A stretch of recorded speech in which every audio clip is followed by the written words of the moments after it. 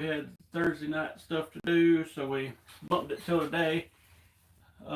We hadn't been real busy today, so we should be good. But if somebody or people start pulling up, we may have to cut it short. But I think we'll be all right. We got some questions here. We'll get logged in on the live feed. I know we may not have as many people as normal because it's middle of the day Saturday, but that's okay. Let's see. Let me get to my questions. I seen one that just came in that I don't think is on our list. Somebody had asked, basically, was there another bowstring fiber other than Bloodline that was waxless? There's not. And then they mentioned, was it harder to serve it because it's slick? And it definitely is a lot different than normal. And I actually, yesterday, we ordered some of their newest serving that Bloodline makes, and I'm putting it on my set for my inline 5. And the serving so far I'm not impressed with, but I wanted to shoot it and see how it holds up before we start, trying to sell it or whatever. But the serving kept breaking on us and just a bunch of weird stuff. We'll test it out and let y'all know. Yep. I got Bill getting in with looking to get a new bow soon. What max poundage would you recommend? I mean, it really depends on you on the poundage. Probably most standard across the board is going to be a 70-pound max bow.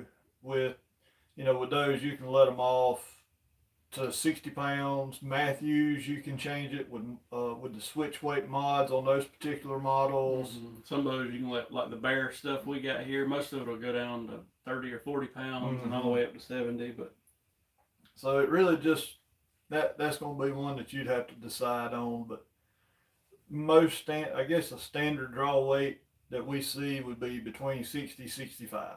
Yeah. Here in the shop. What's going on, Muddy Ducks, Larry, Reaper, DLR, Devin? What's our thoughts on the new Redline sights? He just ordered one. I don't even know if I've heard of a Redline sight. I don't know either.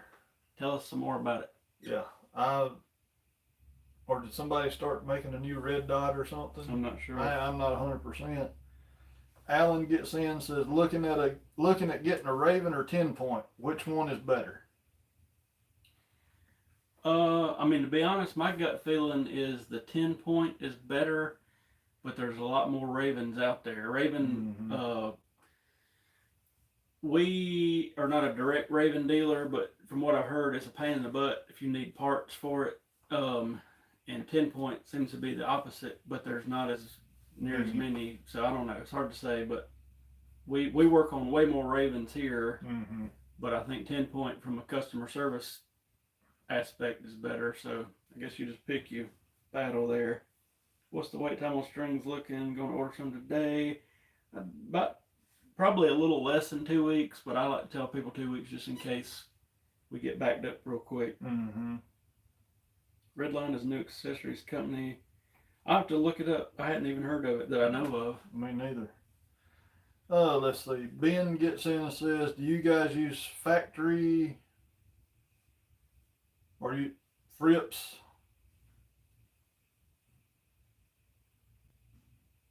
Factory Frips. What does that mean? I don't know. Or aftermarket. I bet you, do we shoot factory strings? Grips. Or grips, okay. Or use aftermarket. I'm shooting a PSC Mach 1 and a Matthews V327. According to the bow, I did notice on that last Matthews, I think we did the video on the B-reel grip felt way better than the factory grip. But then like on most PSCs or primes, I might just wrap the grip with Bowmar tape or with the, bat tape. Yeah, the lizard skin. Yeah, lizard skin. It's just according to the bow. But I'd say, like, for me personally, about 80% of the time I'm just shooting the factory grip, maybe with something wrapped on it. But the Matthews definitely seems to feel better. Maddie gets in and says, I'm either going to upgrade to a new bow or to new accessories on my old bow, which is a PSC Stinger. What do you recommend? And they love the videos. Say that again. So he's either getting a new bow or getting new accessories? Yeah, for an old PSC Stinger. I don't know. It'd be without seeing the exact setup. It's hard to say. You know what I mean? Because like, if you got super cheap accessories on it now, I'd probably go the accessory route. Mm-hmm. But if you got the accessories that'll get you by, then I'd probably go the bow route. It's hard to say without talking to you and seeing exactly what you got. Yeah. If it's like the package stuff that came on the Stinger, you probably definitely want to go new accessory yeah, route. because I mean, I wouldn't want to put like a $20 plastic sight on a brand new $1,000 bow. Exactly. But I don't know. It'd be thinking about it. I don't know. It's a hard one. It is. Herschel gets in and says, "What's our favorite hunting quiver?" I think the Conquest Talon is the one I'm still favoring. I mean, there's a bunch of good ones out there. Mm-hmm. You know, the tight spot are cool because they're so slim. Mm-hmm. But I just like that Conquest because the way it clips on, it's easy to deal with. Yeah. Good built quiver. Let's see. Dean says, "I bought a cheap recurve. What arrows do you recommend?" We normally end up setting people up with those, with a Black Eagle Outlaw with feathers. We try to stock them, or at least a few of them, in like a 4, 5, 600 spine, and hadn't had any trouble out of them. But Black Eagle makes the Instinct and the, what's the other one called? Traditional. And the Vintage. Vintage, that's it. They're made to look like wood grain, but they're super heavy. Well, not super heavy, but they're a lot heavier. And at first I thought that would be good, but to be honest, I think for most people, a lighter may be better because you don't have to worry about how, you know, it's not going to drop as much, Mm-hmm. and you're already struggling trying to shoot it without a pin. So Mm-hmm. those Outlaws seem to do good for us. Yep. Or if you're just wanting something cheap to shoot around in the backyard with, they won't have feathers, but I mean, you can pick some up from Walmart if you're just tinkering with it. Yeah. What's up, Steven? Let's see. Ian gets in and says, "Any reason I can't shoot my V327 with long stabilizers?"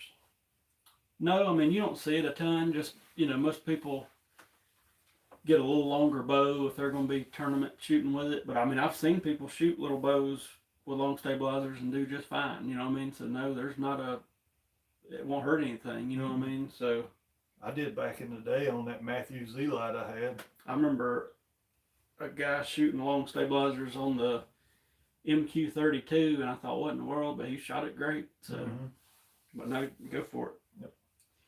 Nick gets in and says, "I hear talk about modules on a cam. Can you explain? Complete newbie." So modules on some bows change the draw length, and it's a part of the cam, usually where the little hump is at. If you look at the side of the cam that the cable's hitting, but long story short, the module changes the draw length. Some modules will rotate to a draw length. Some modules you got to take off and change it and change the draw length. But basically, that's it. Mm-hmm. Just changes your draw length. And some with a module, you can do it without pressing the bow, and then normally a rotating mod, you can do that without pressing the bow, but if you got to take the mod off, you've got to press the bow so it don't mess anything up. Chad gets in and says, "Was shooting 3D last weekend and got caught in a big rain shower. What should I do to my bow to prevent rust?" Basically, just wipe it down good. On the bow itself, things that might rust, just according to what bow it is, you know what I mean? But like your arrow rest bolt and your limb bolts, I've seen rust. Mm-hmm. The most cams have like basically a self-lubricating bearing in it, so like you don't need to blow it out with WD-40 or nothing like that. It's just gonna probably cause bigger problems. But just wipe it down. It's according to like, we shot one time and I was doing a slow motion video and you could see the water coming out of the string and all that. And I know the string's got wax and it prevents that, but if it like absolutely got soaked, I'd just wipe it down, give it a little time, and then shoot it if you notice anything crazy.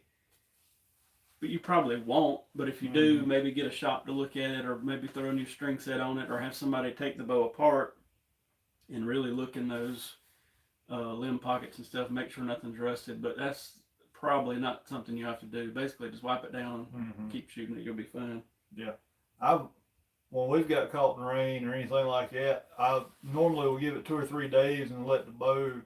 I'll wipe it down real good and then give it 2 or 3 days, and I'll take just like a little rag and just put me a couple dots of like pretty much like Rimmel, like you oil your guns with, or anything like that, and just kind of oiled my limb bolts, just the head of them, the head of the rest bolt, you know, try not to get it anywhere near the cams or anything like that. But that's mainly the biggest thing I've seen rust is the rest and limb bolts. I just brought up the red line accessories real quick because I see people still talking about it. It don't say where they're out of. It looks like a mixture of a black gold and maybe a CBE, or I don't know what it looks like. I'll have to do some research because I'm sure there's somebody, another company or something behind it. Well, Jerry gets in and says, do any clubs offer moving targets to shoot at? They used to. Yep, they used to. So I don't know if it's a liability issue now or people just kind of got away from it. I know Kiwi Bowman, where we shoot at a good bit, they had a moving 3D deer target that they would do at their bow hunter jamboree. I hadn't seen one in a good while. Luckily, I know it was a big thing, and at one point in time, a lot of clubs had them, but I don't know what happened. And the old pop-up targets, that used to be a big thing too. That's true. They'd have it on a pneumatic cylinder, and they'd hit the button, and the deer would raise up. You had so much to shoot, so much time to shoot, and then it'd just fall back. I really wanted to do one of those and hadn't done it. Yeah, I shot a couple of them. They were fun. I guess they did promote target panic because you had to shoot quick before it fell down. Has anybody shot one of them back 10, 20 years ago? But it was fun. Fred gets in and says, new to 3D, do the 14 rings count always? We were confused at our first shoot. They don't. Usually, unless there's a sign or a notification ahead of time that 14s are counting, then they don't count. And that 98% of the time they don't. And we've run into that a lot. And I don't know what the best way to steer people right, but we've been behind people and in front of people, and basically we've had people before, if you're familiar with like an ASA style 3D target, we've been around people and they thought that if you hit any of the rings it counted as a 12, and it's a whole mess. And I don't get too wound up on it, but I think there's at any given time 10 to 20% of the people at some of these tournaments scoring stuff wrong because they don't know how it works. And I don't know if there needs to be a little chat as each person signs in. And I mean, a lot of clubs will have a sign ASA scoring, but like you beginner don't have a clue what that means. You know what I mean? And if the 14 is in play on a course or on a range or a shoot or anything, they will have it. Normally they'll tell you, like when you register or when you go to pay your money to get your scorecard, they'll say, hey, 14s are in play. And that means that, you can shoot at the 14. Do you have to call for the 14? Usually, yeah. Usually if you're shooting at it, because just in the event you hit there and you're aiming somewhere else, you know what I mean? But, and then like for the shoot down is when it counts at an ASA shoot. Like you can't just go to during the regular part of the shoot, 14s don't count. I just count them at the shoot down as a way to get a few extra points if you want to try that. Didn't PJ Riley from Lancaster, didn't he do a video on the scoring rings? Maybe. Check out Lancaster on YouTube. I think PJ Riley or somebody I know has done a video on how to score ASA style rings. And it may be something from the Archery Shooters Association or the ASA. They might have done it. I can't remember, but there's a video out there. And the last one I got, Will gets in and says, I'm confused about crossbow nocks. I shoot a Barnett Raptor FX. What knock do I need? You need the half moon. So used to, basically there was two knocks. The half moon, which has got just a little U in it, and then there's the flat knock. And I always hated, there's a few crossbows that called for the flat knock, but if you shot the flat knock out of a half moon crossbow, it could dry fire it, because basically the string would hit it and not stay on it and would jump over it or under it and would blow up. And I've seen that happen a couple times. One time right in front of my face, a guy did it and it scared the crap out of me. But is that the neighbor going over there? Is that somebody pulling in? I don't think it's coming in hot. So now there's a lot more to it. There's like a 10-point has their own knock. The half moon's still super popular with most Barnett crossbows and a lot of other ones. Who else has got their own? Raven, of course, has got their own knock. This, that, and the other. So I would really research for that Barnett. You need a half moon, but if you got something else, especially a newer crossbow, I would definitely read up on which knock to shoot, because it could cause a blow up. Muddy Ducks has shot the pop-up shoots. Are we doing any victory videos on the airs? I am. So actually, they just shipped a few more boxes to us. It's supposed to be here next week.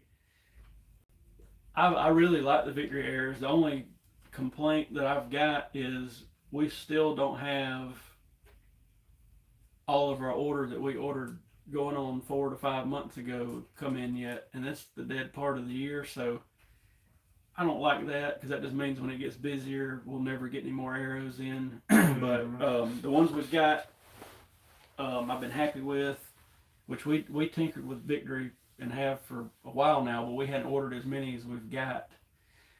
But they just scare me, because the main reason I ordered them direct and got a bunch ordered was because last year it was hard to find any arrows. You know what I mean? When it got to be busy season, everything was out, and everybody blames it on COVID and all that crap. And then basically about the time we made the Victory order, first week of the year, they got bought out by Mitsubishi Chemical America, and I don't really know what that means, but I know it's a big corporate conglomeration, and that always scares me. But so far so good. But we'll keep you posted, and I'll do some reviews on them.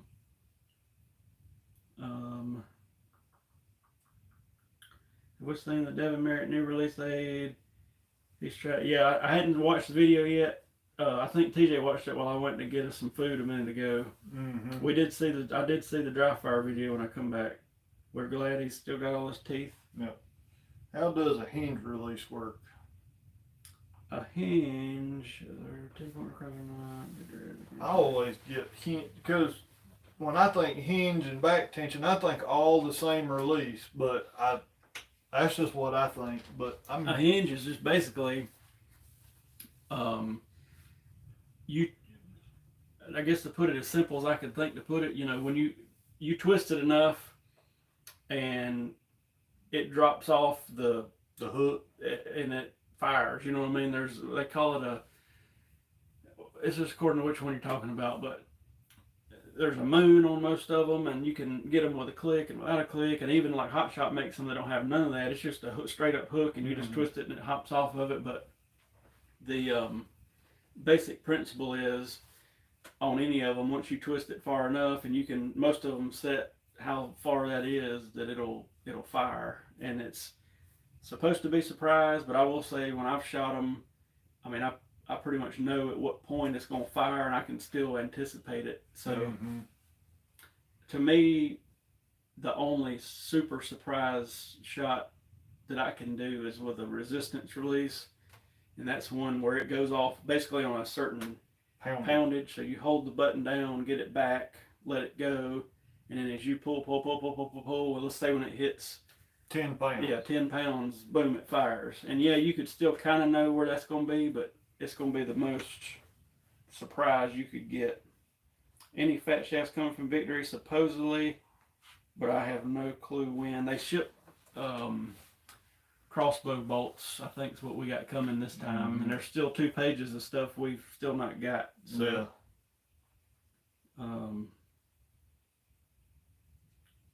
So I just hope they ship it. We did get in some spot hog stuff. We got triple stacks, we got fast eddies, we got wise guy releases, we got whippersnapper releases. I can't remember what all, but I hadn't really put it out there a lot because I know they won't last long. But the triple stack has been a very hard sight to get. Well, even the fast eddy, to be honest. Yeah. So I guess if you need one, well, let us know. Yep. I think we've got one left-handed double or fast eddy XL out there. And we still got, and it's completely my fault because I hadn't really videoed them or talked about them, but we got a dozen of those digital trophy ridge sights, and I'm fairly sure I'm going to take one to tack. As long as I can get 115 or 20 out of it for those long shots, I'm going to put it on my bow and take it to tack. If not, I'll go a different route, but we'll see. I can't believe we got this many people on here on a middle of the day Saturday. It's been this week's, I guess it's spring break for the school kids here. It's been sort of a dead week. We had TJ dealt with a few people this morning, and Bobby saw the bow yesterday, but it's been kind of crickets on the walk-in side. The strings are still rocking and rolling, but been a weird week. But I figured on Saturday nobody would want to hear us jabber. But y'all are here. Yep. I don't think there's anything cool could happen. No, from here out, we basically start getting ready for the Total Archery Challenge. Finally laid out the strings for my bow, or not laid out, served the strings for my bow yesterday. I'm going to get them on sometime this week and get it put together. Or any of the arrow companies caught up on orders.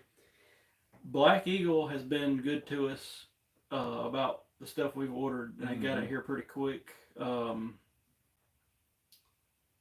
know we had stocked some Easton bow hunters last year before I started. Last year. And I hadn't been able to find any of those in a while. But it got right at the peak of the season last year. Black Eagle ran out of a bunch of stuff. Easton was out of the stuff we stocked, and I was like, oh crap.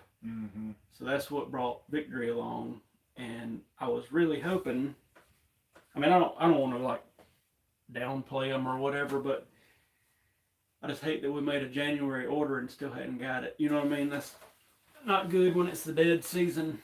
Yeah. So we'll see what happens with Victory, but they're so far good arrows. And I mean, Black Eagles has always been good to us. They're 2 hours down the road. They're good people.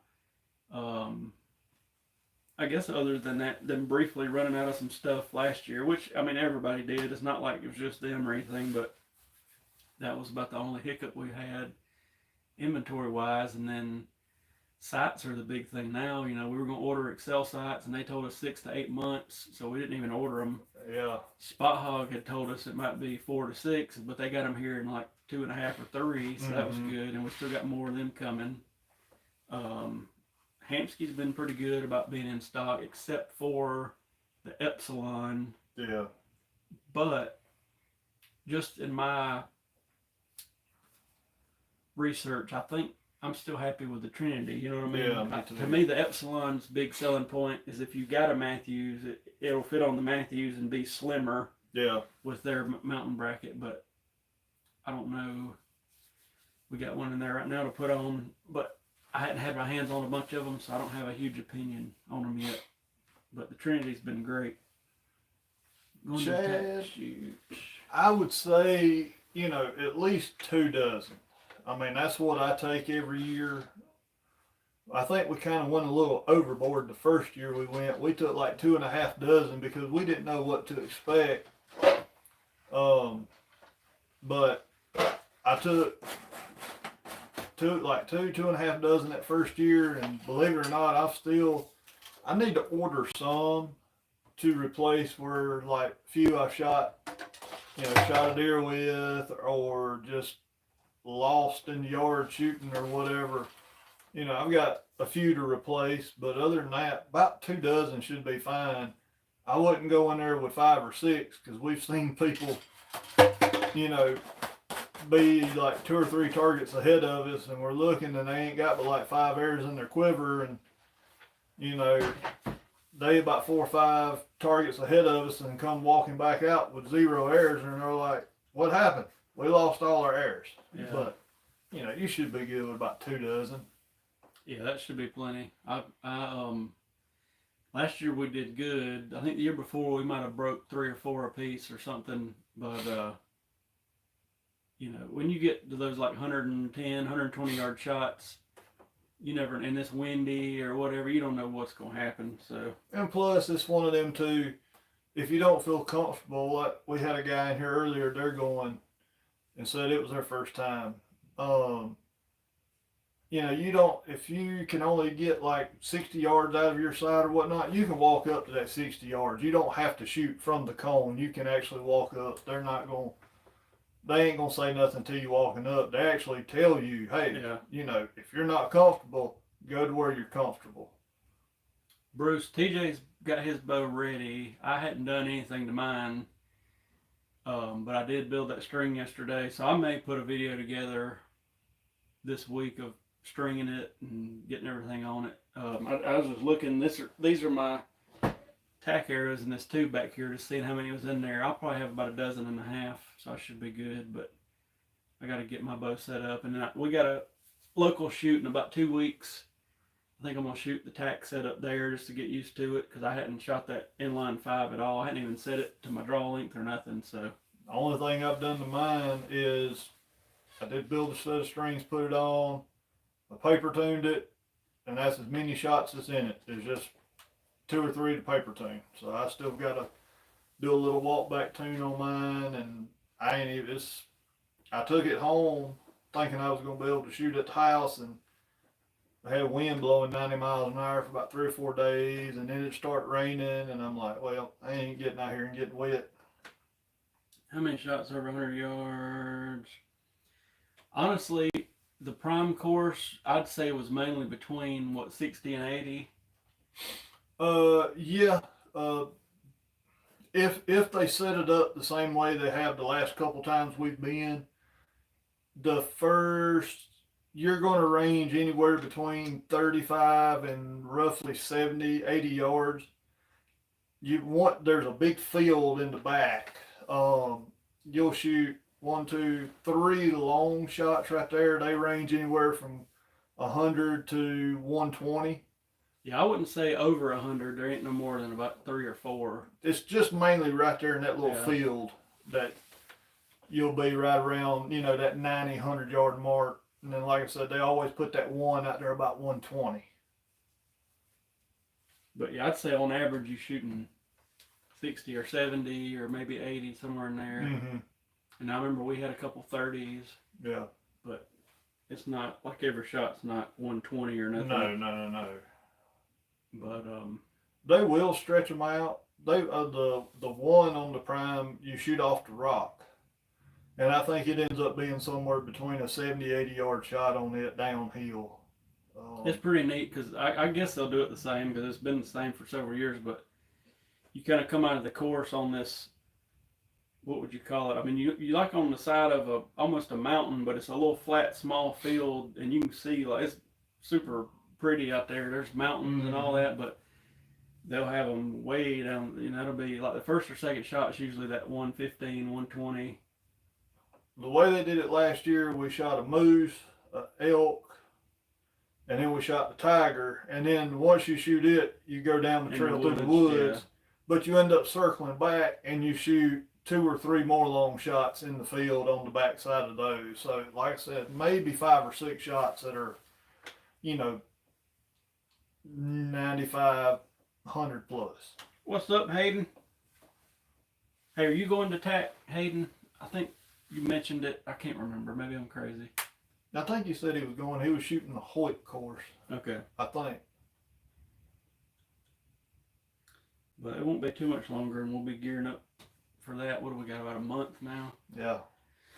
We're shooting the prime course and the, what other course? The black rifle. Okay. The black rifle has done been renamed a bunch of different times. It started out as the Yeti course or the Muddy course, and then it went to Yeti course, and now it's black rifle. That's the only course that we hadn't shot.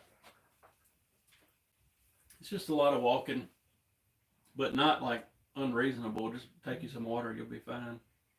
Yeah, make sure you got plenty of water, because the water coolers I got ain't This is weird. Like few and far between. on the prime course, it's on like target 20 out of 25 targets. It's like, why wouldn't you put it at like 12 or somewhere in the middle?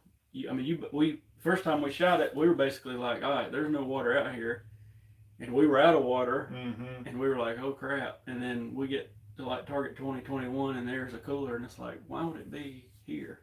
But anyway, it's fun. Definitely check out the tax shoots if you hadn't already. But I guess we looked up, nobody pulled up while we was on here, so we will, what's up, Perry? Hey. I guess we'll get off here and get back at it, but Mm-hmm. we didn't get to jump on here Thursday night, so I figured we'd do it yesterday or today, and today worked out pretty good, so thanks for tuning in. Let us know if you got any questions, and we'll get to them next week. Yep. And y'all have a good Saturday. See y'all.